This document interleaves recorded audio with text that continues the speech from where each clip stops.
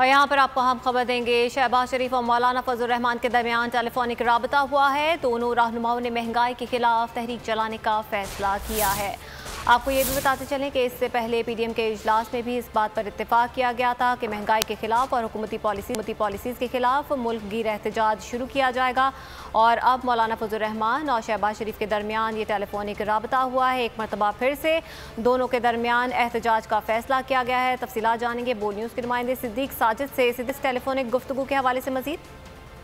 जी, पहले नवाज शरीफ और शहबाज शरीफ का टेलीफोनिक रब्ता हुआ, जिसके बाद फिर शहबाज शरीफ ने मौलाना फजल रहमान को फ़ोन किया और बढ़ती हुई महंगाई के खिलाफ अपोजिशन की तमाम जमातों ने जो है वो सड़कों पर आने का फैसला किया है। इस हवाले से जो नून लीग की सिफारिशात हैं कल पीडीएम के सरबराही इजलास में रखी जाएंगी और नवाज शरीफ ने हिदायत जारी की है कि अपोजिशन की तमाम जमातें हुकूमत के खिलाफ एहतजाज की हिकमत अमली तश्कील दें और बढ़ती हुई महंगाई और बेरोजगारी के खिलाफ लोगों को जो है वो घरों से निकाला जाए, उनकी क़यादत की जाए और इस वक्त के हवाले से महंगाई को जवाब बनाकर आगे बढ़ने का इन्होंने फैसला किया। और कल जो सिफारिशात नून लीग की होंगी वो सरबराही इजलास में भी सामने आएंगी और मौलाना फजल रहमान ने शहबाज शरीफ की इन तजावीज़ से इत्तफाक किया है, जबकि नवाज शरीफ ने जो नून लीग की इब्तदाई सिफारिशात थी उनकी तौसीक करते हुए कहा है कि अब महंगाई के खिलाफ घरों में बैठने के बजाय खुद भी सड़कों पर आएँ और आवाम को भी सड़कों पर निकालें। जी सिद्दीक साजिद, इस हवाले से आप हमें आगाह कर रहे थे, आपका बहुत शुक्रिया।